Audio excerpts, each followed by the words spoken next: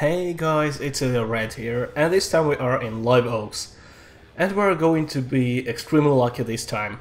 Not because I will escape some shots by miracle, no, I would rather say that everything happened in the right moment here. Our team was at the very best moment, right in the place to deal damage at the targets I was spotting, and I was able to spot for our team, which was all ready to shoot. So everything happened so well. Me and my team were there for each other all the time.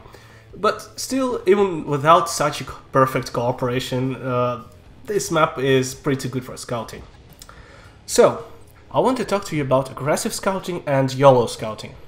You know, there was a comment under one of my previous videos, by the way, I want to thank for that comment, that although I try to promote aggressive and effective scouting, it might also encourage people to YOLO rush in lights, because most of my aggressive scouting can look like YOLO rush. And you know, I kinda agree that my actions can look like YOLO, indeed. I pretty much agree with the comment, so in this video I will try to draw a line between YOLO rush and aggressive scouting. I will try to show the difference between the two, to explain how to actually do effective aggressive scouting, but not YOLO spotting. So let's get to the list of things which I want to point out about aggressive scouting. Let's call it, I don't know, the pillars of aggressive scouting, or at least my pillars. These are the things I personally keep in mind all the time. And let's just make it clear, aggressive scouting is not the same as active scouting. Active scouting also includes playing from distance. I'm talking here about spotting enemies in closer distance. Aggressive scouting involves you being spotted a lot, so we're talking about this in particular. And yeah, it's a list, so all things are equally important here. It's a list of things that I always think about during the battle. Maybe your list could be a bit different, but this is at least where you can start. First of all, your survival is of the greatest priority. If you're dead, nothing else matters. Whatever you do, you need to stay alive and save as many hit points as possible. The longer you live, the more useful you're likely to be, the more you can adapt to changes, switch flanks, assist, deal damage, whatever. Don't undertake some maneuver if you're not sure that you will stay alive. The last part of the battle is very fruitful for a light tank, so whatever you're going to do, you need to stay alive as long as you can. If some action involves huge risk, maybe it's better not to do it at all, but to wait for a better and safer opportunity or try something else.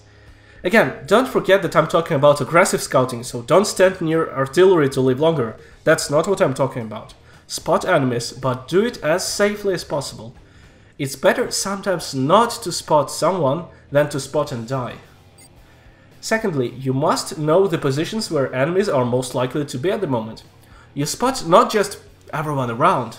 You spot some particular hill, you check some particular area for the enemies. You spot enemy tank destroyers in a particular bush. Whenever you're ready to undertake something active and aggressive, first you set yourself a target.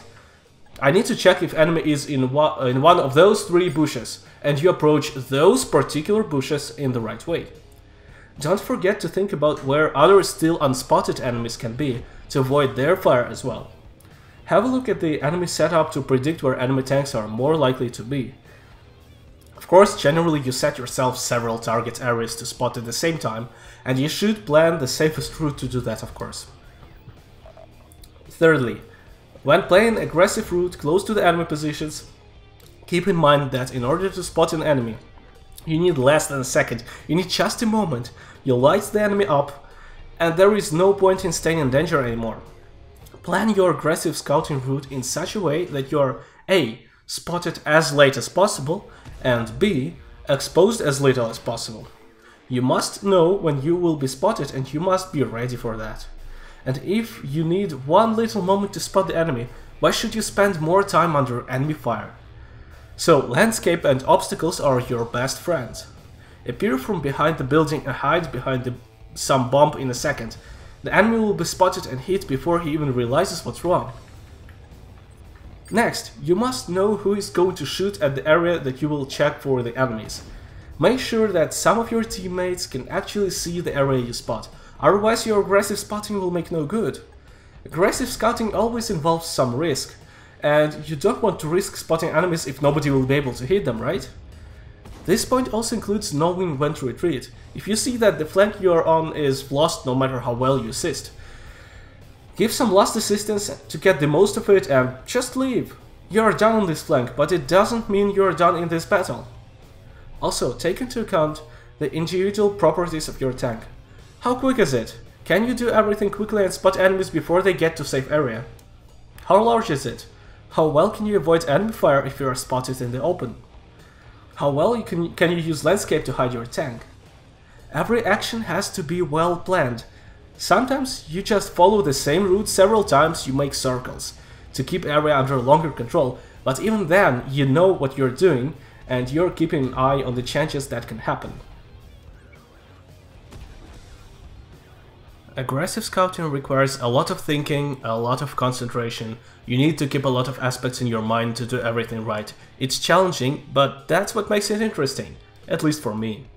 If you enjoyed this video, I would appreciate if you gave this video a like and helped me to promote it by sharing it with your friends, clanmates, or maybe cats or dogs.